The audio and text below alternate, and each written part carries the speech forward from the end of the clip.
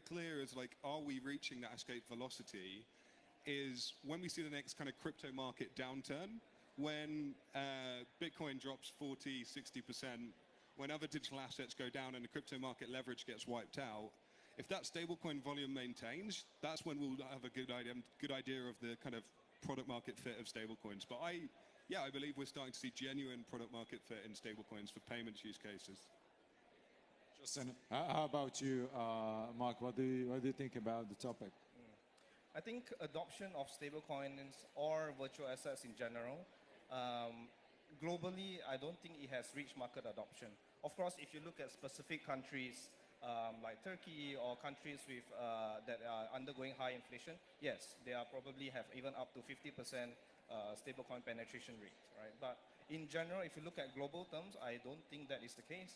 I mean, there are various studies that look at average adoption.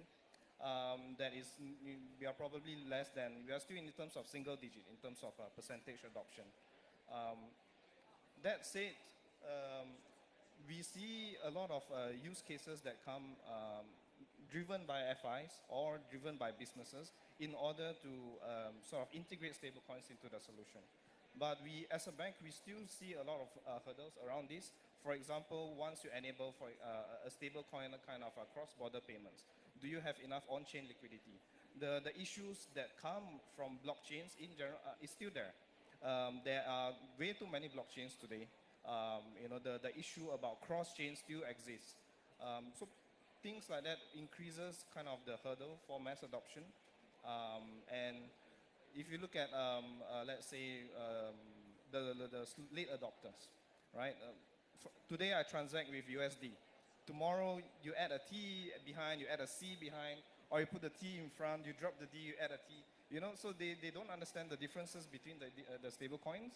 And each stable coin is kind of a different animal. For example, I'm sure a lot of you who are seasoned with stable coins would say that USDT and USDC is very different, depending on the issuer, what kind of control framework, and what kind of regime they do.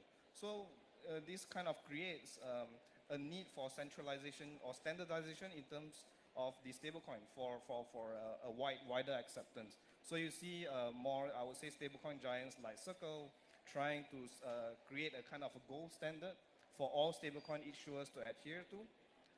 So until that is done, I don't think mass adoption will come. I got into what you just said. Now we've seen that, we have USDC, and then probably all the alphabet will come next, right? I'm really annoyed RLUSD isn't the conversation here. Yeah. I'm hearing a lot of USDC and USDT. Yeah. But my question is, do you really think that we need all of them, or mainly the main ones, 1, 2, 3, USDC, USDT, and something else? Yeah, so look, I think the biggest adoption barriers, if you just look at stablecoins as a general asset class, are fragmentation, for sure, of liquidity across chains, across venues. If you look outside like the centralized exchange venues like Coinbase, Binance, the liquidity is not that deep. You can't really do meaningful size, especially not bank financial institution size for what you want to do. So liquidity fragmentation is one. I would say on and off ramps and integrating with the traditional financial system is two. It's definitely like if you're a retail customer, you can't just get a stable coin off chain. Like centralized exchanges, I won't name individual names, charge like a couple of bips or a percentage on your money whenever you try and remove it from a centralized exchange, and it's pretty high in comparison to just receiving cash. And then number 3 is kind of a unified regulatory body, right? So like there's different regulations coming out of the UK, the EU, Japan, Middle East. That variety, it would be great to just have some sort of standard or unification across those regions to kind of increase adoption, for sure. Yeah, that's true. My next question will be regarding maybe some insights about what you are doing, guys. For example, I know that Zen Bank are mostly into institutional focus, right? Can you tell us maybe a little bit more about adoption, about maybe some information about the number of clients that you're getting most of the time? Is it growing? The ecosystem is growing. Is it mostly focused in the UAE and MENA, or is it mostly also in Europe? So what can you give us as information for the audience? I don't think that, at least as of now, the usual suspects in terms of adoption of stable coins is still there. So these are typically the countries with hyperinflation, has huge adoption. They probably started from Bitcoin before USD stable coins were popular, and then subsequently they transitioned to USD stable coins. So I think USD stable coins today still dominate most of the use cases, them being the most dominant currency in the fiat world as well. So in terms of use case, we still see that revolves around those areas. I don't think so far it has moved away from that. Businesses are trying to create new use cases, but at least as of now, while there's momentum in terms of building those infrastructure and solutions, I still am of the stance that we have not seen mass adoption. There are still lots of use cases to be explored, especially when it comes to cross-currency stablecoins, right? All non-USD stablecoins today, they have very low market share at least, and very low in circulation as well. So those you can infer that the use cases that crosses USD stablecoins have not yet really emerged. So I mean that's how I tend to look at it. Interesting. For you, look, I'll have a different question. Since you just penetrated the UAE market, I think it's definitely for a reason. It's a really interesting market, especially in terms of adoption, stable coins, how easy is the government with everything related to crypto. How do you see the UAE market or GCC market in general? Is it an interesting market to penetrate? 100%. So the UAE is a world leader in kind of regulating these crypto activities, including stablecoins. I think the UAE is forward thinking in terms of innovation.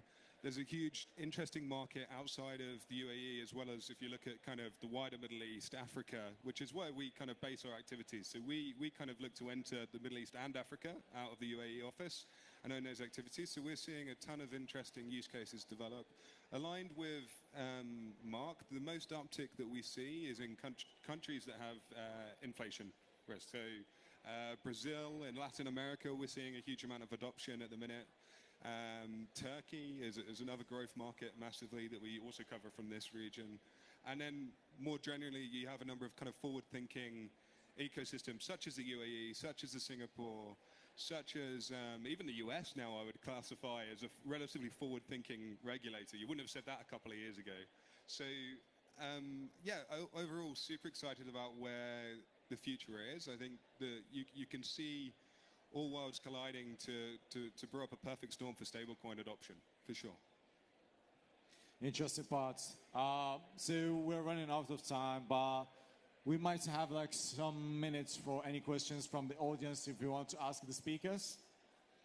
Any question from the audience? No. So definitely, if you have any last advice, any last insight about the crypto, the stablecoins market, anything else, I would be happy to hear that. I was just going to say good because you didn't warn me about the Q&A, so I wasn't prepped for that. But no, more generally, thank you for your time, guys. I appreciate you having us. Any insights about the stablecoin markets, Mark? You're pretty much in the market for quite a long time. Stablecoin, I think your question earlier. I mean, I'm talking about the future of stablecoins. How do you see it like in the UAE market? Okay.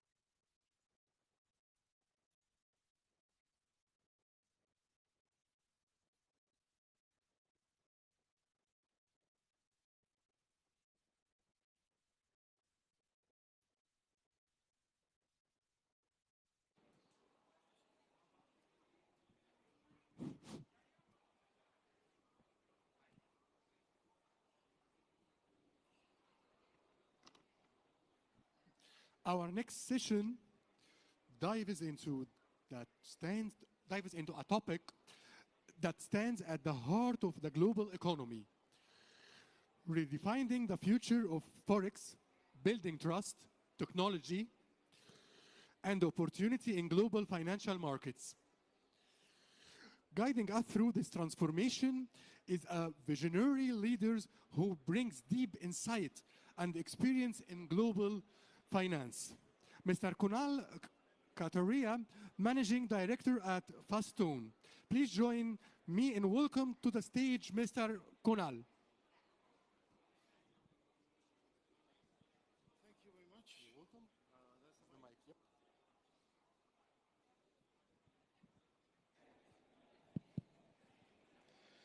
Good evening, ladies and gentlemen. Hi.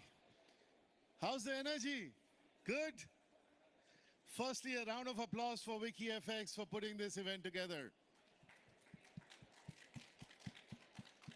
I don't think WikiFX can hear you. Can it be louder? Come on, a round of applause for WikiFX. All right, gentlemen, I'm here to speak about the FX industry, trust, technology, and the opportunities that we have in our hand today.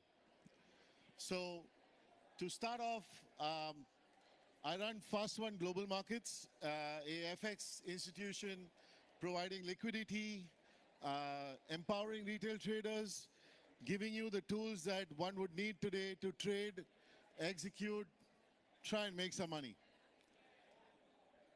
While doing this, the most important thing we face with people that we work with is trust. How do you build your trust? How do you bring trust into the picture? How do you know that you're working with someone that you can trust? Trust with your money, trust with your trades, trust with the relationship and the partnership that you're building with your broker. So point number one would be making sure you meet the person, you understand the person. If it's an entity that does not have human beings working in there, you'd probably go on, check reviews, and that is where WikiFX comes in as well. Telling you, empowering you, giving you the knowledge and information that you would need to make a decision to trust a person, to trust an entity where you're putting your hard-earned money in to trade and to make money. With respect to moving ahead in terms of information, technology, and the opportunities, we're living in the age of AI today. AI tells you anything and everything that you need to know, that you can reason with, that you can take the knowledge from, understand, backtest, and execute in the real world. Every entity that you work with, anyone that's probably here, UAE, UK, Australia, everybody today is talking about AI. You can use AI in the smallest of its depth, going into getting your right information, making sure you have the right information, understanding and asking questions that allow you as an individual to know and to understand the product that you're trading. This is where the opportunity also comes in. You're standing in a world today where every product is tradable. If you have trust, if you have the information, you already have the opportunity. Use these tools to create your next opportunity. Use these tools to understand what is the next opportunity. Even small baby steps every day become a global opportunity for each and every one of you over here today. So, wishing you guys all the best, and if you've heard me one more time, come on, a round of applause for WikiFX. Guys, come on. Thank you.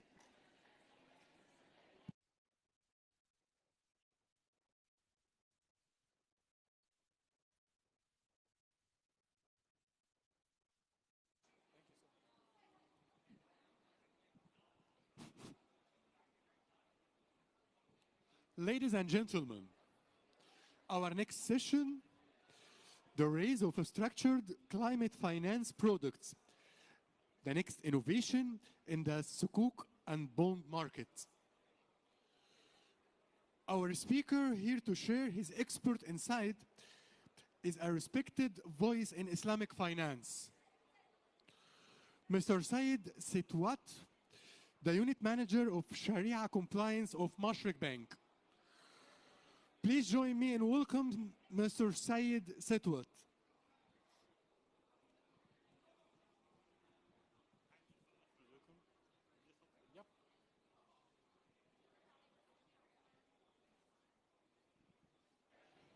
Hello. Yeah.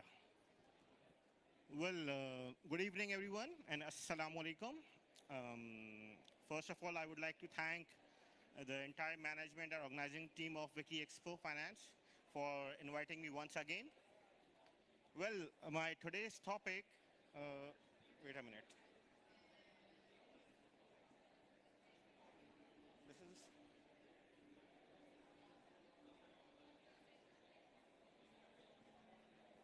perfect. So, it's about climate finance, sustainable finance, how the banks are playing their role in arranging the necessary capital in the form of bonds or sukuks. So, this session is more of information in nature. But before diving deep into it, I would like to talk something about why this sustainable finance or climate finance is completely aligned with the principles of Islamic finance. Okay, so we'll start with the overview of my presentation. In this beginning, we will run through with the overview of how the market, how the international growth, and what has been done in the past.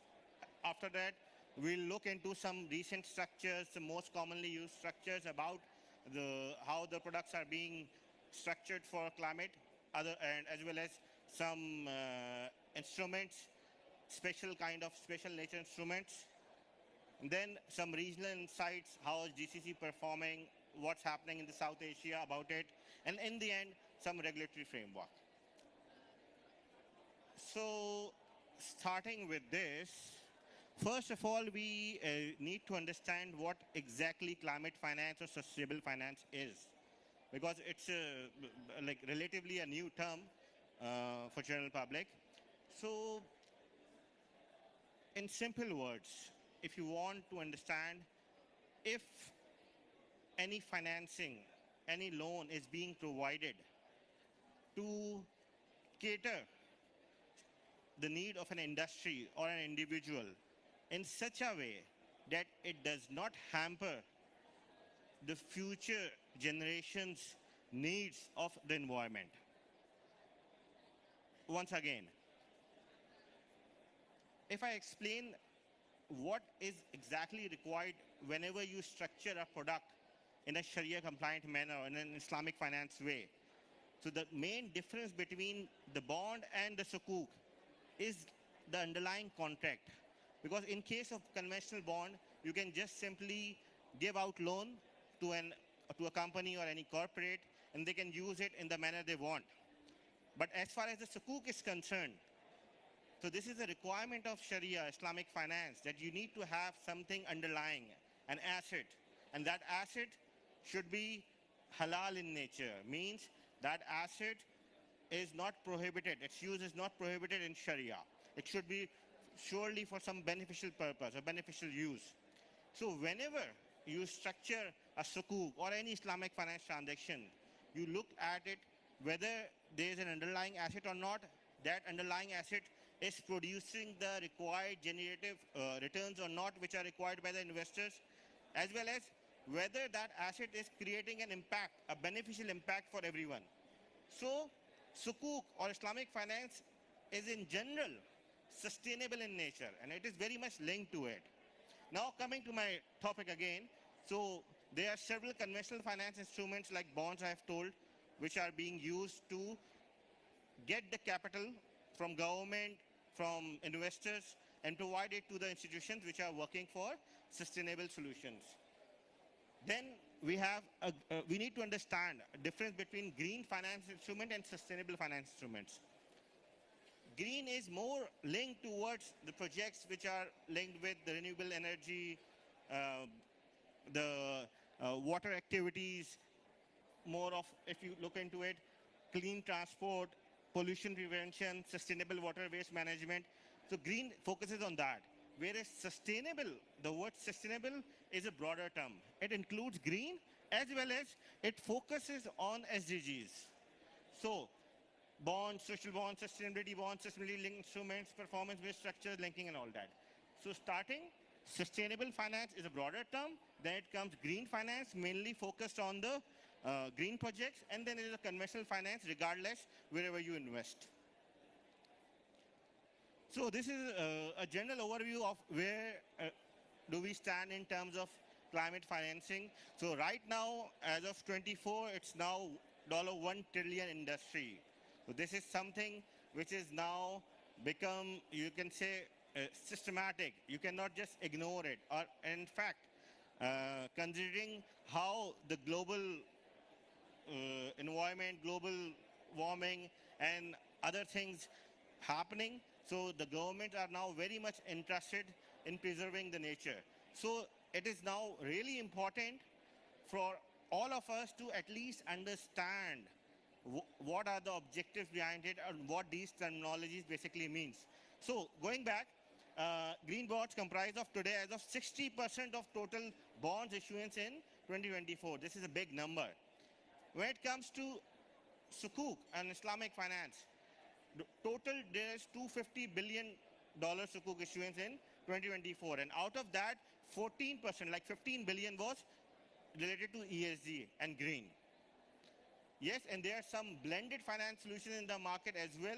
It combines, like I've seen it in the Pakistan as well, in India as well. Mostly central banks are also linked with it.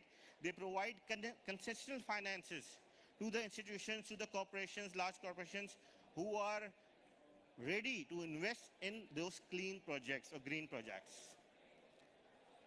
So these are some terminologies, some instruments, or you can say some products which can be used to finance the green projects, climate-related projects.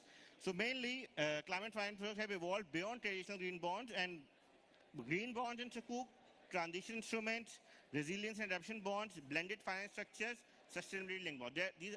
We have classified them into 5 kinds. These are the 5 types